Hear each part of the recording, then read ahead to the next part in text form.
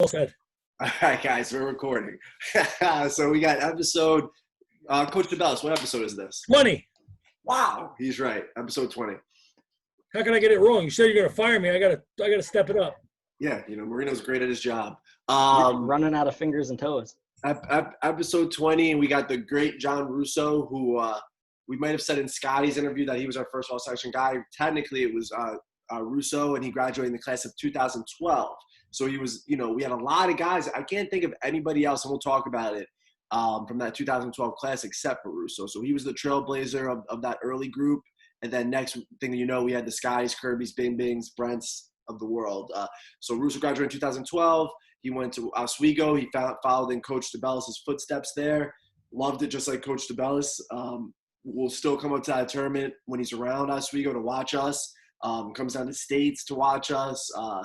Great program guy, super loyal to the program and always around and always good to the kids. So we got John Russo. First question, Russo, that I pretty much asked everybody is, your story is probably a little different because you started later, but how did you get into wrestling? Yeah, so it was DeBellis, really. In 8th grade, I got my first whiff of wrestling. It was I was walking in the hallway of Bell Middle School, and I must have had a sweatshirt that said Russo on my back. I didn't know it at the time. Someone just yells out in the hallway, "Hey, Russo!" So I turn and I look, and it's some guy I've never seen. I'm like, what the heck is going on here? And DeBellis comes up to me and goes, "Hey, you've got a Uncle Rick?" I'm like, yeah, how do you know that? He's like, "Oh, he was a section champ wrestler. He wrestled. Do you wrestle?" And I don't remember exactly how it went, but I didn't actually start wrestling then, but all he said was, you should come out for a practice. And I ended up doing that with a couple people. We went to just one practice when I was in 8th grade. I think, you had some people that I had met, like Michael Orbetta. I remember a few people from that time. But, and then actually what happened, I didn't think I was going to wrestle at that point. And then freshman year, I was playing soccer. And my whole family was soccer players. Both my brother and sister were, I think, all section, good soccer players. Angela was the most outstanding player at the section tournament one year. Yeah. So I felt like I had to play soccer, and I'm doing it freshman year. I didn't really like it. So at the end of the season, or towards the end, I said something like, "Oh, I have to go start getting ready for wrestling," or something like that. I didn't even know I was really doing it at that point. And the coach looks at me and goes, "Yeah, you're much more into wrestling than soccer." I was like, I looked at him, I go, "Yeah, exactly." I didn't know it at the time, but that was kind of how I started. And sounds like wrestling. The coach was getting rid of you. Yeah, I think it was a mutual breakup. Been there. Russo, do you remember when you started? Coach Marino, I believe you were already coaching modified at that time. And Coach Peterson was probably the assistant with you, DeBellis, right? Like, who was it? Or was Marino already varsity assistant and somebody else was doing modified? Do you remember, Russo? Who was the coaching staff? Yeah, so I believe it was DeBellis's second year. I don't know if your first year, if you were with the varsity or the head coach at that time, but my freshman year, you were the head coach, and Peterson had just come. I think he was only there for that 1 year. And I don't think Marino wasn't involved yet. Probably modified then. Yeah. Yeah. The first 2 years I had Southern as my No, so I never had Southern. All right, so you had Coach Pearson, who we talked about in the last interview. Right back. Is a great dude. Is a great dude. Great coach. And then you eventually had Coach Marino, myself, and Danny Hall. Coach Marino, do you remember before even wrestling? We were talking a little bit before the interview about Russo's freshman year. Do you remember first meeting Russo on campus as like a high schooler and how his like maybe demeanor was and how he was? Oh, yeah. I had him in class. He was in my 9th grade PE class. I guess he was on the roster. He used to be absent a lot from just that class. His other teachers didn't say he was absent. I don't know what happened there. There must have been something – there was a lot of kidnappings in the hallway at that time of the year. People would just go missing, show up in the cafeteria. I appreciate this. Despite that, he was always a very good kid in class anyway. Just getting to class sometimes. He had a little issue. I don't know. Yeah, I think a few teachers might agree with you there. I can't believe it though. I still can't believe it. But Russo is the type that like would subtly be that guy though. I would have never guessed that either. Wow. To this day, it puzzles me. I missed it. Yeah, I was- we don't go backwards. We don't go backwards in this podcast, Coach Sabella. So catch up. Thank you. Can I just tell you a funny story? So Uh-oh. I thought I had a stress test today. I really did. And then they just called. They're like, "Are you in the parking lot? Because you got to come up in." And I'm like, "Oh my goodness! I thought it was Friday." So anyway, You don't look stressed. You look good. I'm pretty stressed right now. Oh, well, you look great though. Russo, What did I miss though? don't make me hit the mute button again, DeBellis. Sorry. It's all right. Keep going. Russo, so let's go to wrestling now. And I know myself and Coach Marino weren't really involved with your freshman year as much, so this might be new to both of us, which is cool. Which is always I find all that interesting stuff that I wasn't there for. What was your first taste of like wrestling on the varsity level? Do you remember like your freshman year, kind of getting into it with Coach DeBellis and I guess at the time Coach Peterson? Yeah. So it was all about building a team, and it was definitely a different atmosphere than when I was there in the 8th grade practice. A lot of the seniors on the team had a different coach, and the attitude was way different. So I loved the time that I came and saw the change of the team, because it was a whole restructuring, rebuilding. Yeah, in freshman year, I think part of the reason why I wrestled was because DeBellis didn't have a 112-pounder, so I knew I would be on the varsity lineup with someone to fill a spot. And I mean, thinking about it, I'm coming in freshman year. I had nothing to do with wrestling before this, so I have no background or anything. I don't remember too much from the season other than DeBellis just trying to get me to stay off my back. And I'll say I only got pinned 3 times my freshman year, and that was my one goal. My goal was just stay off my back. Don't get pinned. I don't care if I lose. Really? Just and I think that's a great thing to do, is just set some type of goal that's achievable, and go for that each year. I would say I set something up that I wanted to do.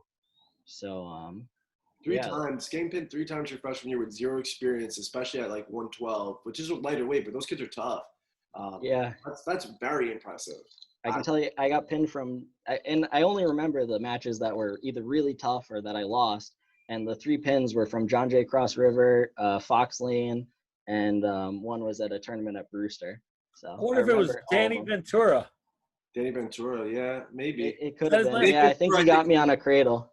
Wasn't Danny a little younger than you, John? No, we were the same. He was tough. Remember him? Yeah.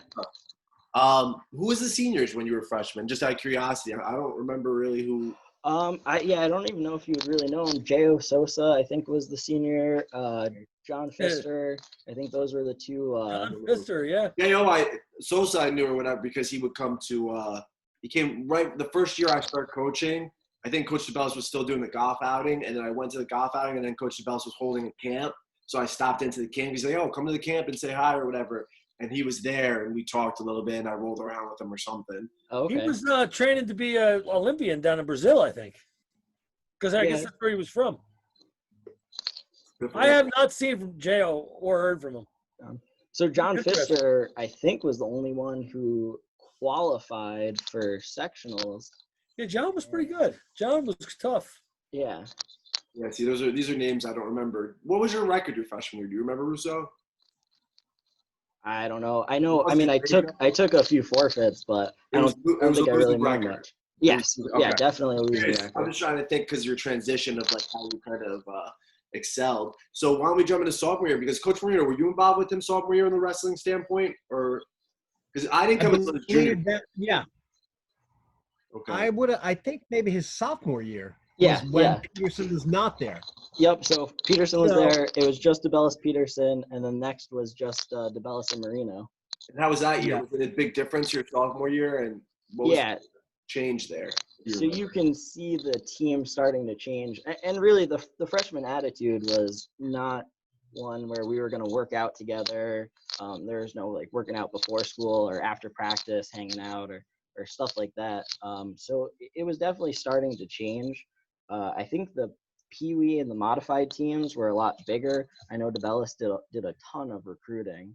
So Well, can I touch on that, Russo, real quick before you go? Yeah. Like, I hope people are still watching these. I'm trying to put them out slower so they keep their interest. But there's a lot of good stuff in them, right? And what you just said, I think, is really important, that the modified and the youth teams were bigger. And people like to credit Coach DeBellis and I as working together and really developing the high school guys, and Coach Marino developing the high school guys when we all were together. But, these teams don't exist without that big youth and modified program that Coach DeBellis put together. So I think this year, especially Coach DeBellis, did a really good job of kind of reviving it, right? Because and not to sound cocky or vain or anything like that, but if you give us a bunch of good guys at the high school level, they're going to get really good, I think, right? We just need them. And Coach DeBellis had like 30 guys this year on youth. And I think back when you were coming up, that was the tail end of the last administration, and that youth program was probably dying. So that's probably why your age and a little higher than you wasn't as successful. And then the next group of the Scotties I got with Marino and Modified, and they got these guys, and Coach DeBellis had the Scribers and Aaron's and youth and all that. That's what brought Greeley to, a top 5 team in the section and a top 5 team in the state. I feel like that's super important. So I didn't mean to interrupt you on your sophomore year. I'm just hoping that people that are watching hopefully push, their neighbors or relatives or people in the town and know, that this is a really good experience. And we kind of, the younger we have them, the better it is. And, if you take a look at the modified or the youth that came into the modified this year, I went to a couple of the modified matches, and I was super impressed with how Alex De La Cruz and Anthony Sasso and Khalid even worked with those guys on a modified level. Those guys made huge leaps. They were going to matches. I think Anthony said that they were like 48-4 as far as like individual matches went. Yeah. DeBellis did a amazing job of just getting people. I mean, he talked to any random people in the middle schools and just that's how I met my wrestling. Wife. Not in the middle school. I'm saying like just talking to random people I met. It's almost a shame that he's at the high school now. It's great that he's at the high school in one sense because, I'm sure him and Marino are buddies and they love being together and being around the high school guys. And it's good for him to be there with the high school guys, when they have to weigh in and they have to get ready for practice and set up the mats and all that stuff. That stuff's important too. But like in a recruiting standpoint, him being at the modified probably was a little bit of a leg up. Yeah. I have 2 implants, one at Roaring Brook and one at Seven Bridges, recruiting every day. Oh, wait, tell that story, Russo. You'll get a kick out of this, what you had Nikki do yesterday. So Nikki was he was asked to be interviewed for the incoming 4th grade because he was a new kid in the district last year in 5th grade. And so they wanted to know, hey, well, how was it and stuff like that. So I said, Nick, if you mention wrestling, I'll give you $20. So he's like, yeah. And then I got on the wrestling team, and that's when I met a whole bunch of friends, and they introduced me to those friends, and it was just great. The wrestling team was great. Nikki's the man. Nikki's the savage. And then I gave him the $20. He was counting it right on the line, like right in front of everybody. I shorted him $2 too. Oh yeah, that would have been even funnier if you shorted him like you said you did, and then he was like, I did. Did he say wrestling sucks? Yeah. Hey, can I just say something? Wrestling stinks. Imagine. Okay, I'm sorry, Russo. So I kind of got on a tangent there, but it was, I think important stuff. So sophomore year, you had Coach Marino, which I think is obviously a positive plus to add to Coach DeBellis' coaching. So you have 2 guys that care a lot now. You're a sophomore, and now what's the difference really with that in your freshman year? Yeah, and you could definitely feel it change. We all knew Marino coming in, he, I guess, didn't have the wrestling background, but the speeches that he would give when we were at practice or going into matches, I mean, they were really stuff that would just get you going, get you ready to wrestle. Yeah. He was really good with the mental health aspect of wrestling, and I'll really never forget a lot of the things that he said. He would fire me up on occasion. He wouldn't even not fire me up in the sense where like I want to run through a wall. It was very like I don't know how to explain it. It was like to the point, but important. Honest. And I'd be sitting there like, oh yeah, it does make sense. Like like they were always great, and that carried on. I enjoyed it. Well, he's coming back next year, so it's perfect. Coach Marino, do you remember? So Coach Marino, we talked about how you met Russo as a 9th grader, and he may or may not have been skipping class. I guess the jury's still out on that. That's what I meant. Do you remember the change of like getting to know him in a wrestling aspect, like on a team? How he was as a sophomore. Yeah, I mean, as a sophomore, John, and he told you about his freshman year. As a sophomore, you can see that there was something there. and he wasn't tapping into all of it. Whether he would be wrestling, we would talk about wrestling full matches. You know, there might be one great period, two decent periods, but then there was one that just wasn't. And he'd be winning some of his matches or many of his matches and I don't want to say find a way to lose, but he would lose some of the matches that we felt he should win. And that was a big change from his next year and the year after, because he turned into a very consistent wrestler and I'd say a skillful wrestler. Like he made the changes, and he was always like, I would consider John like gymnastics strong. Like he was very naturally, he could move well, and he was strong without probably lifting weights and that stuff. He was a naturally strong kid, and you always expected a little bit more out of him.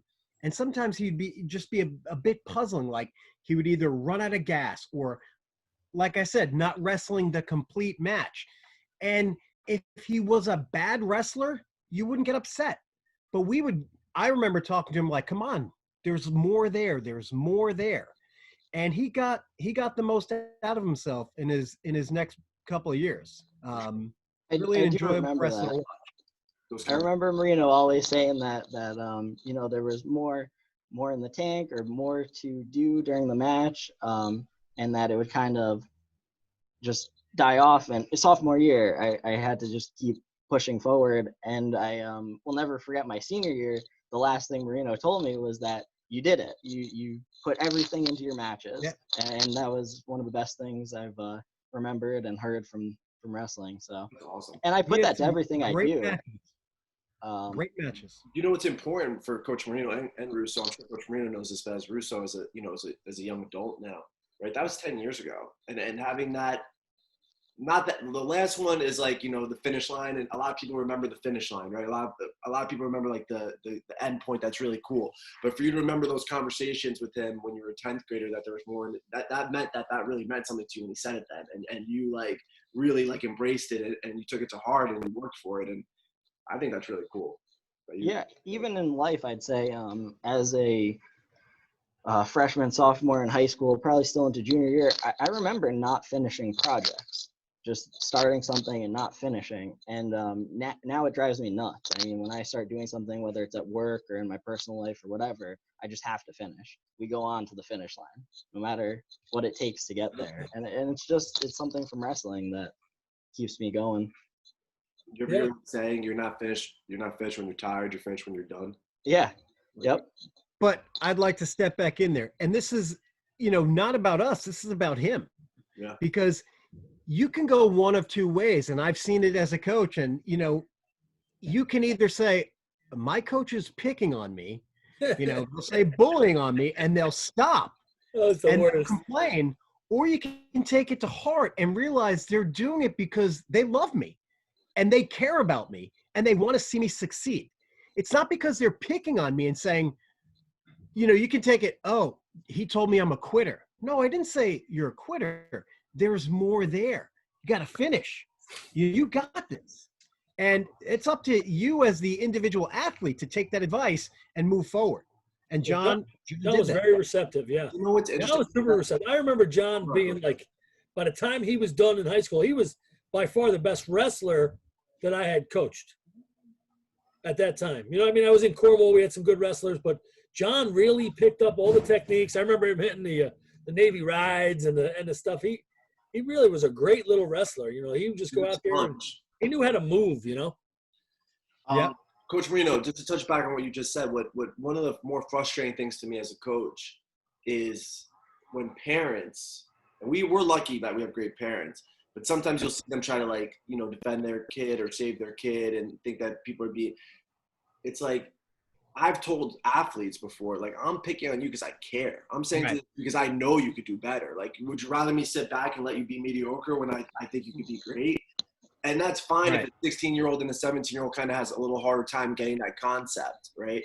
To me, it bothers me more when an adult is kind of like, well, they're trying really hard. Oh, I hear it every day. But I mean, like, that bothers me. It's like, we're not – and I think you should know – and like I said, we're pretty lucky with our wrestling parents, but everybody has these issues. And it's not – I don't think it's a parent being a bad person. It's them just loving their kid almost too much. It's like scared to let them like kind of fail a little bit or get put into a situation when things are hard. It's like, I'm telling your son or your daughter that, you know, they should be, you know, doing extra, doing this, that, and the third, because I know they could be great, you know, and that's what it's about. And that's exactly what I think Marino was saying to Russo, and Russo took it as that, as a 16-year-old, and obviously the results worked well, you know. Yeah, we don't want to be snowplow parents, you know. We don't want to push everything away so that they have a nice clear road to sail down.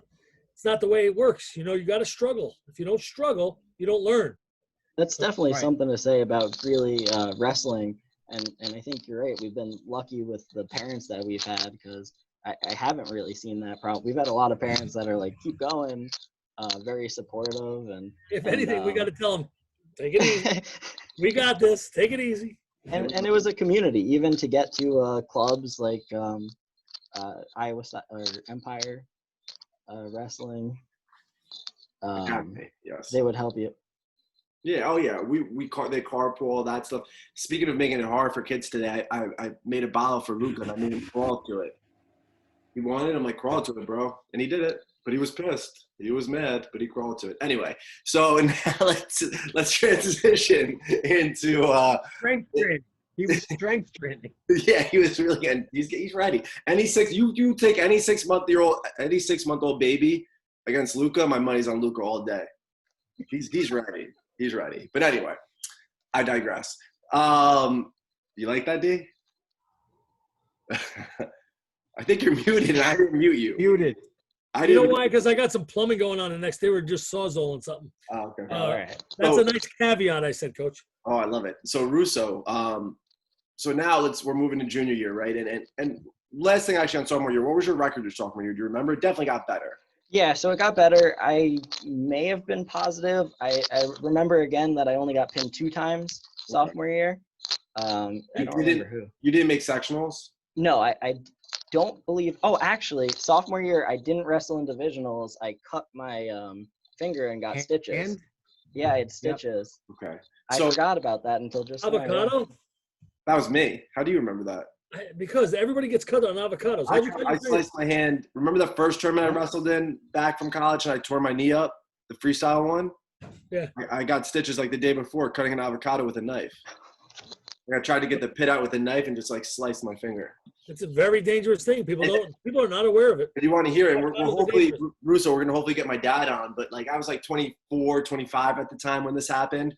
I'm like, shoot, I lived at my sister's at the time. And I called my dad like a little baby, you know, like not upset, but like, Dad, what do? I got my hand's really bleeding. You think I should go to the doctors? Like, I'm 25. Why am I calling my father about that? He's like, yeah, come on, I'll come get you. And we go, and he's begging the doctor to glue it back together so I could wrestle without stitches. That's amazing. And I'm just sitting there like, I don't mind gluing. The doctor's like, no, you can't glue that. I'm like, okay, whatever. Anyway. That's your dad, though. Yeah, he's a good guy. But anyway, so now here comes junior year. Right. And we talked about how I like to think that all of us evolve. Like I think I evolved as a coach. I was, 10 years ago. I do like to think I was a good coach then too, just different. Right. Do you remember your first experience like with me, with Coach Marino and Coach DeBellis? And like, were you like, is this guy out of his mind? Or were you like, oh, this guy's great? Like, what was your like, So to go back a little bit, I believe it was sophomore year that for some reason you and Greg came together to a practice. We did. That's when we saw big. It was just one practice, but I remember it vividly. I do remember I was wrestling with Greg a lot, and I really enjoyed it. I mean, he was a super helpful person, gave technique advice. I don't remember you as much from that practice because I don't think I was wrestling with you, but I just remembered how great it was to have people that were really good at wrestling to be able to wrestle with. Because I think it makes a huge difference. And I think I got better just from that one practice, technique-wise and also mentally. Like, hey, these are these 2 people that are going through college. And you must have still been in college your senior year or something. Yeah, my first year coaching you was my first year out of college. First year out. Now, the great thing about John and the way John approached everything was that he was open to learning. He was open to change. He was open to whatever the coaches had to offer. He was open to it. Some people come in and they're like, well, no, I do it this way. Like, how do you know? Yeah, First year, a kid said to me, oh, I do it this way. I said, but you're terrible. You're terrible. Why would you do it that way? Where if you did it this way, you actually might be successful. Hold up. You didn't say that. You thought that. I might have said it. I was pretty mad though. You know what it was? It wasn't even a practice that I was running a practice for Plotkin because he was out, and I went up to the varsity for the modified, and I just went through the Oswego drills. You know, like the stuff that we knew. Oh, we don't do it. We don't do it that way. I'm like, really? But that was the difference between our earlier kids and the later kids. Yeah. They The didn't earlier kids hard. might not have listened, and exactly the mindset of I do it this way. that's exactly it. And even so, as I'm progressing through, the team is also progressing through this big change. And I'd say even when Tortora came for the first year, there were still some people, some of the seniors that weren't on board with the change. They weren't on board with it being a real wrestling team. We were there to wrestle. We were there to get better. And it was a big difference. I mean, the workouts were way harder. The practices were way harder. We were committed. And some people weren't on board with that. And there was probably a few times where Tortora said people should leave. They shouldn't be there. Well, I remember we used to say, write down your goals so we know how hard to push you. And I might ridiculous goals, and they wouldn't want to work towards them. well, I might not. Yeah, I don't know if I'm telling people to get out maybe as much as I might have said back then. You know, things I try to, you know, like I said in one interview that Coach Sabellis has, you know, helped me a lot in the sense where, and Marino helped me a lot too when he was there because they both have very like even keel mindsets. I feel like where, you know, they push when they should push. You know, coming out of a Division I program and then into coaching, it's like, why aren't you going as hard as humanly possible? I didn't understand it. Like, it doesn't make sense to me, right? And now you were like that all the time, though. You were like that in middle school. I was always like that, yeah. But like, I just got out of being with a lot of like-minded people, right? Like, so now I'm here, and there's a bunch of high school kids, and Coach Vellis and Coach Marino are doing a great job. But it took me a little while to wrap my head around like not trying as hard as you could, you know, because maybe not everybody has that same passion for what you're doing, right? But now I still have that same passion. I still hope our athletes still have that same passion, but I understand, you know, who's who when they walk through the door and kind of where they're at. And if they want it, we'll give it to them, right? If they want to just be part of the team, they could just be part of the team. But listening to Nadler's interview yesterday, I started to think a little bit. And Russo, you didn't listen to that one, but he was telling stories, and that was after you, right? So I was definitely more mature with him too. And he was talking about like how some of these hard workouts that we used to put them through, and I still push the really guys really hard. But I think there might be a little calling to go back to some of that hard stuff because, you know, I'm coaching a lot of the grilly kids kind of like I'm coaching almost like an AJ Kovacs, who's a superstar, and he doesn't need to be pushed like that. He's like really good at wrestling and he understands it. Some of our guys need a little bit more edge on that mental toughness front, right? So, you know, maybe we should go more back to that style a little bit here and there. You know, bounce back and forth, but I feel like you have to have the happy medium of like, look, we're going to try to make you as tough as humanly possible. We're going to show you we care. You need to do good in school, all these things. But it's a hard sport. If you want to be successful, you got to, you know, harden your mind. That's something that Marino, I remember him saying that in high school, that we really had to get an edge on our shoulder, you know, or a chip on our shoulder, and really have that passion when we're wrestling. And it didn't really come out as much with a lot of the people at Greeley, I would say. We had to come up with something. And it was around you, Russo, big time. I mean, Scotty was there, but you were way more mature than Scotty. You know, Scotty's senior year, he was mature, but he's a year younger than you. You know, you had that year on him. That's important, especially in high school. That 1 year of maturity is a big deal. And my first year with you as your junior year, I think we might have been around 500. We were not very good. You know, the older kids, like you said, were not as committed maybe. Your next year was the year before, your senior year was the year before we made the big jump to be like a top 5 team in the section. But if I remember correctly, we had like an 18-5 dual meet record your senior year. Yeah, so I was just looking into it. We jumped. Yeah, go ahead. I'm sorry. Get in there. So my freshman year, I've got it here. The team did 3 wins, 7 losses. My senior year, we had improved to 18 wins and 6 losses. So that was just in that short time that the team made such a huge difference. And that was, DeBellis's first or second year through to his fourth or fifth. Yeah. Yeah, it's a big difference. I remember that team. I remember there was a lot of potential on that team your senior year. Just like the next year, I felt like we left a little bit on the table there, but we made huge jumps. Like, you got a lot better, or Betta got a lot better. Now that I'm starting to remember some of the people that were in that. Was Matt Mercer your grade or your? Yeah, Matt Mercer was Mercer, he was tough. Mercer was tough. There was guys. We had a full lineup. Bing Bing was on that team. Well, Bing Bing and Sky and all those guys, but they hit their peak probably the next year as seniors. They're a year younger. Yeah. You remember the Croton match? You guys remember that? Yes, I remember. Occhipinti. They thought they were taking a forfeit. Yep. John wrestled. The kid was like a 2-time section champ. John wrestled him to a tie. Yep. Wait, I was gonna bring that up when you asked me about, because I have 2 matches that I remember John for, and again, we went in there beforehand, knew what we were gonna do, that he wasn't gonna take a forfeit, and we were gonna move our wrestlers, and it didn't work out for us, and we lost the match. Correct? Yeah. We did lose the match By a little. And we knew that. I remember them being so pissed off, and he wasn't even prepared to wrestle. And his dad was like, "You get in there." And John's there, gave the kid everything he could handle. And was he like a small school state champ, or he was Section a placer? Section champ. Okay. He's a good wrestler. He's a good coach now. Yeah. Russo's better. And pushed him to overtime. And that was one of the more memorable matches I have. And it shows a lot that it wasn't even a victory, but he gave it his all and pushed what on paper looks like a total mismatch. Was not. That was a great match. I think we knew going. It probably was me. It was probably like, and I think we'd done this before, and it's backfired on us before as well.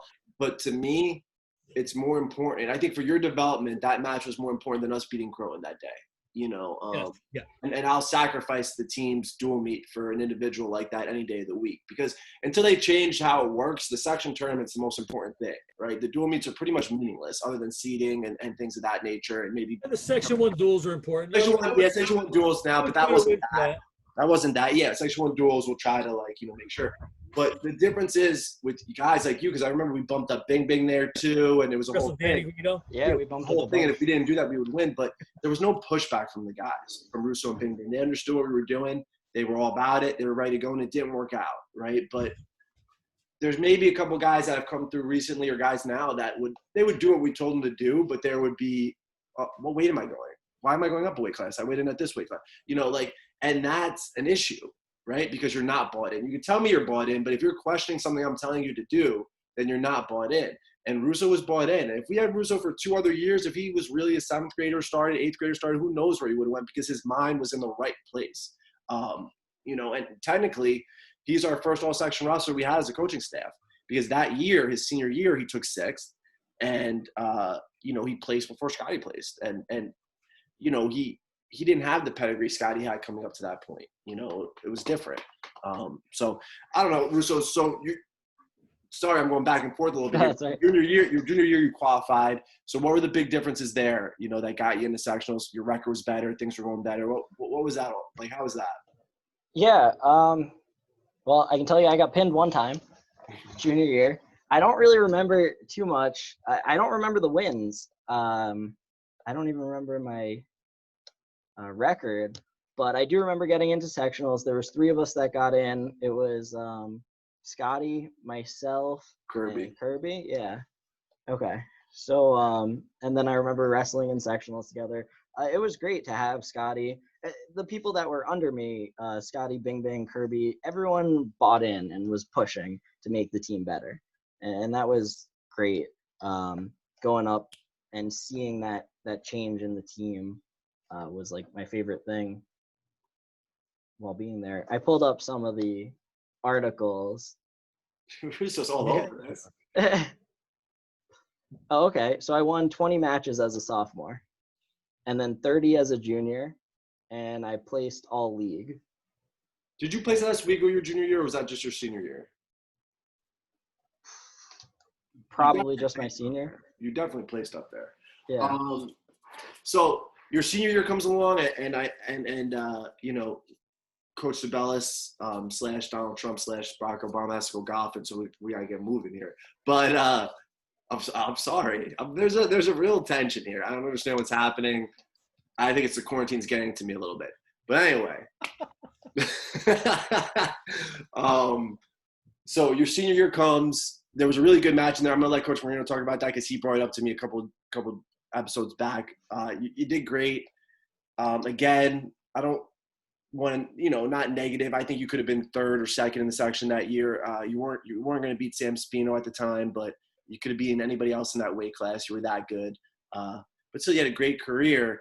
When did you say, hey, I want to take this to the next level and do the off-season stuff? Because I don't remember when you started doing like the Empire stuff. And when did you really say, I'm committed to this wrestling thing? It was between sophomore and junior year that I had really started committing. That was the time when we went to West Point camp with Bing Bing and a few of the other guys. A bunch of people went to that one. And also a Binghamton, Iowa type camp between my junior and senior year. So that was the off-season stuff. I also started going to Deagles. I remember carpooling with Bing Bing a lot, wrestled with him a ton. So, yeah, then senior year was kind of the fun part, I would say. I mean, I was able, I think, won most of my matches, only had a few losses. It was a lot of fun. We had talked about sectionals and obviously planning for that. That was the big goal, to try and do as best as I can at sectionals. And we even were debating between that. I don't remember when the weight classes changed, either junior or senior year. So it changed to 120 and 125, I think. And we had decided that I would go 125 because Sam Spino, we thought, was going 120. We thought him and Caputo. So we picked a little wrong, but it ended up being all right. Normally we're pretty good at that, too. Especially when we used to host divisionals and they would send me all the stuff. Nobody's watching these. And I actually never cheated, to be honest with you. You really didn't. I probably coerced you to, and you wouldn't do it. Maybe. I never did, and you never coerced me. Marino, though.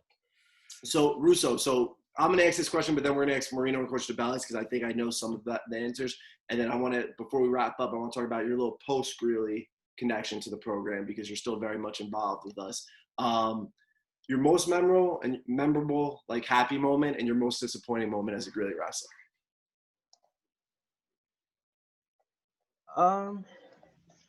So it's kind of strange.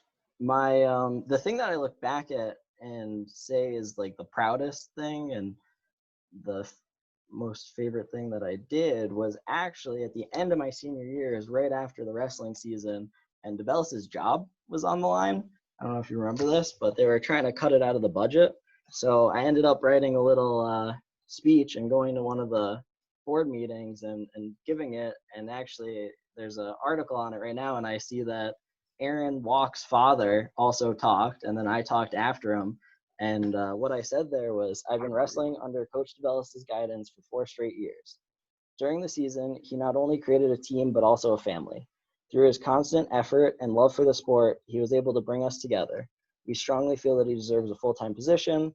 And I also had mentioned that the my freshman year record, team record was 3-7, and it improved to an 18-6 during my senior year. So just to show that improvement. And he ended up keeping his job. So I think we had some impact on that. That's really cool that that's your most memorable moment, and it's not about you. It was about somebody that did a lot for you, and you had an opportunity to do something for him back. So that to me says a lot about your character. I think that's pretty cool. Yeah, I will never forget what you guys did. That was unbelievable. Just a quick question. Tatora was there. He might have, I don't know if I talked, though. I was there. Yes, you did. You talked. I did? Oh. I think it might have been the second time. It was 3 times. Hey, third time's coming up. So wait, Russo, just quick question. How are you finding all this information? You're like pulling up stats that I don't know how you're doing it. I just Googled Horace Greeley wrestling, and back in 2011, 2012, DeBellis used to write a few things. I did, yeah. Send it in. Anyway, most disappointing moment, and then we'll let Coach Marino, Coach DeBellis answer, and then we'll get into a little post Greeley, and then we'll let you go. Okay. Was there a moment that was more like a disappointing moment you remember? Sorry, what was that? Was there a moment that you remember that was a little disappointing? That was like Yeah, definitely. So the most disappointing was triple overtime in fifth, sixth. sectionals. Yeah. Yeah, Two people in sectionals that placed above me I had beaten during the season. So that tournament, my senior year sectional tournament, I definitely have some. Yeah, Was but that like the we kid talked from about, Ketchum? fifth, Was sixth, that Brewster, Brewster, I think. Brewster? Brewster is the one that was triple overtime. six, yeah. And who was the kid that placed higher than you? You beat him at like divisionals, didn't you? Yeah, Gonska was the last name from No, that was Brewster. Brewster. What was He the was the other? one he placed above me, and I can't remember the other person's name from Was it Nyack? Or something? SDK?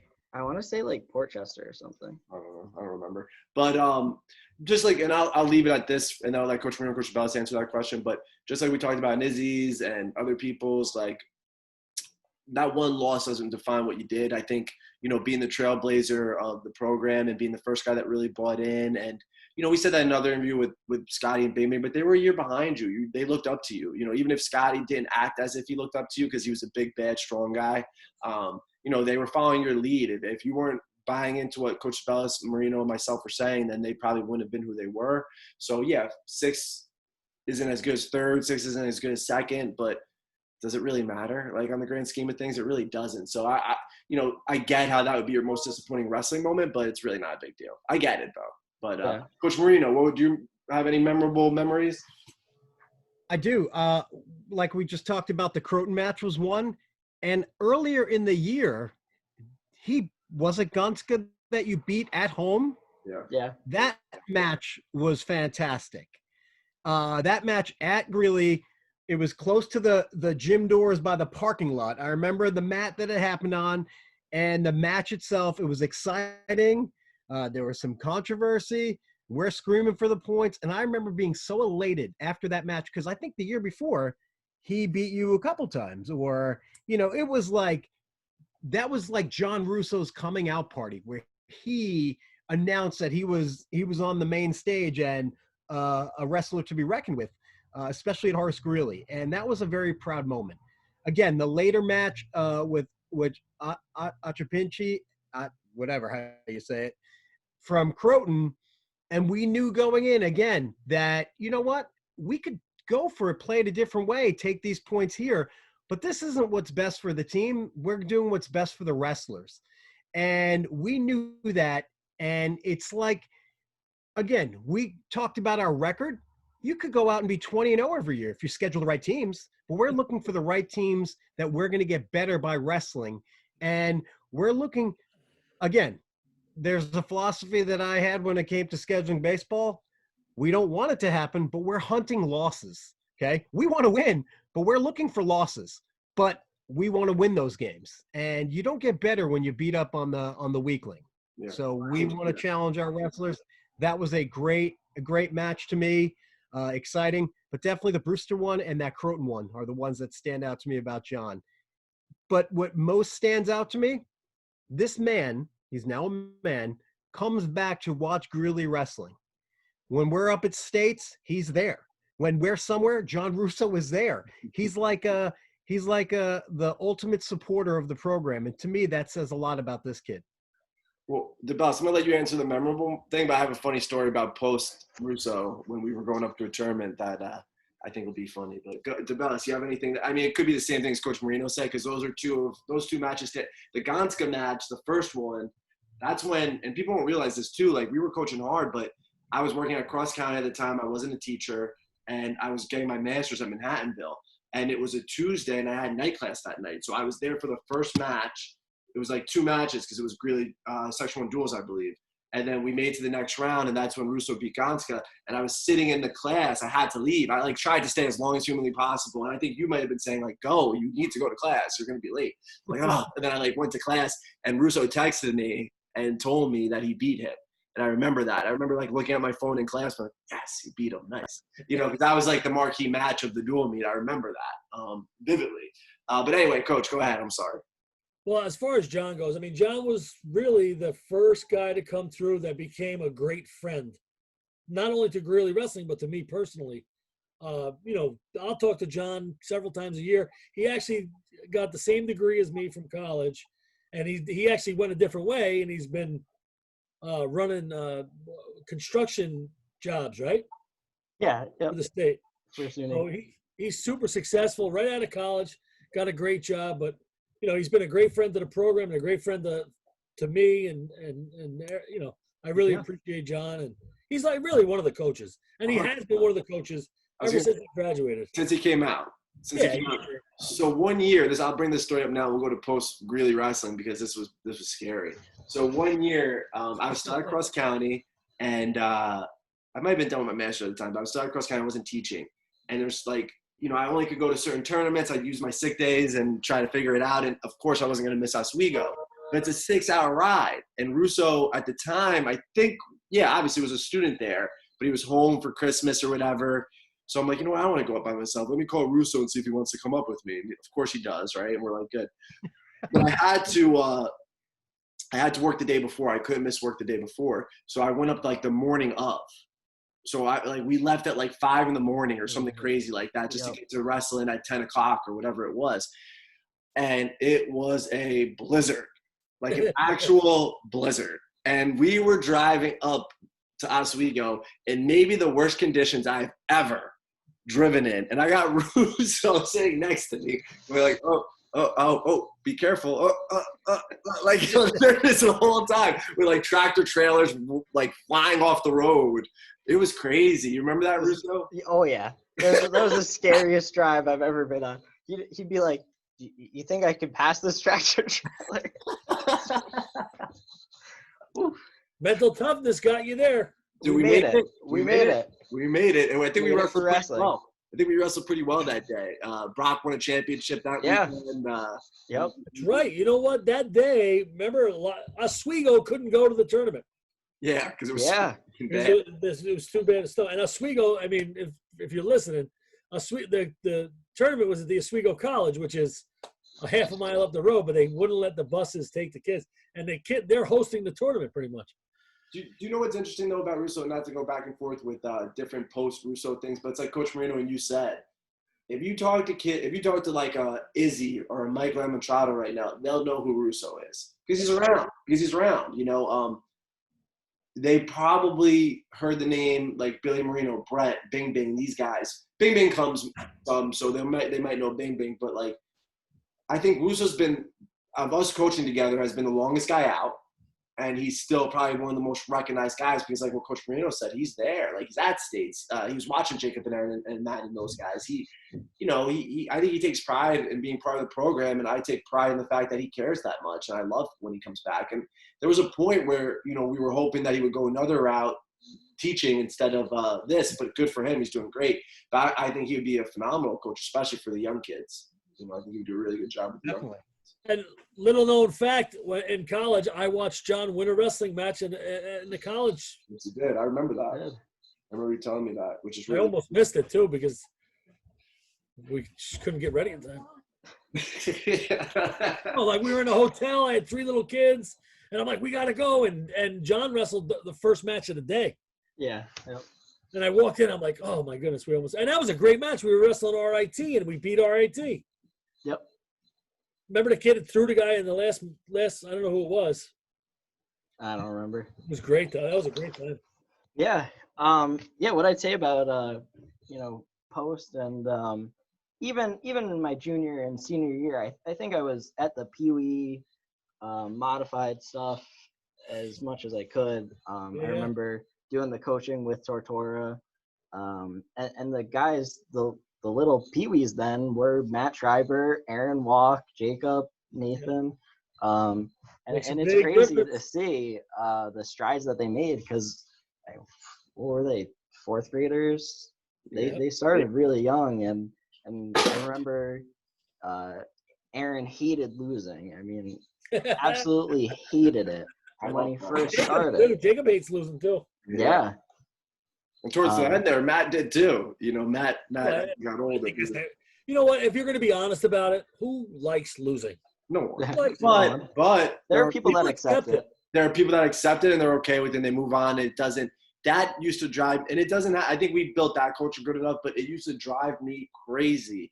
If we lost a match and we were on the bus and within 5 minutes, everybody's laughing and joking. And you know, I love that we have fun and wrestling's fun, but there's a time and a place, right? And especially a sport like wrestling, when you went out there and you basically fought somebody and they beat you in front of people and we're laughing. Like I can never wrap I think I eased myself up a little bit, but I will never be able to wrap around that ever, you know? So, you know, that's not cool to me. But hey, you know, to each their own. And you see all of our good wrestlers, the Russos of the world, and then the later guys, they were competitors. You know, when they laced up those shoes, they wanted to win. And if they lost, they took it like a man or a woman in Izzy's sense, but they took it, you know, the best they could. They learned from it and then they moved on, but they did it properly. They did their cool down. You know, we don't want my senior year, I won the sportsmanship award at States, which was shouldn't have gotten it. Like, I was not a good sport. I was very upset that I lost and I didn't win a state title. I didn't do it in front of people, but in the back, I like knocked things over. I ran out, maybe cursed. Who knows what I did, but I wasn't mature, right? So you had to find that happy medium of where all right, we'll see you again. You try to get better. You work as hard as you can, take it like a man or a woman, and then learn from it. Don't laugh it off like it didn't happen, though. That's not it. Anyway, I shouldn't be ranting. Russo, anything else you got, bud, before we wrap this sucker up? No, it's been great talking to you guys. When you coming home? Next weekend. All right, come visit me. I probably will. Check out the new place. I'd give the address, but then we'd have flocks of people over here tonight. Yeah. What's the White House's address? 1600. Pennsylvania Avenue. Yeah. I want to rock down to what? No? Electric Avenue. Oh, Electric Avenue. Right. Coach Sabellas, where are you going after this? Can't hear you. All right, guys. That's a wrap for episode 20. Episode 20. Russo, stay on for a second. You're the man.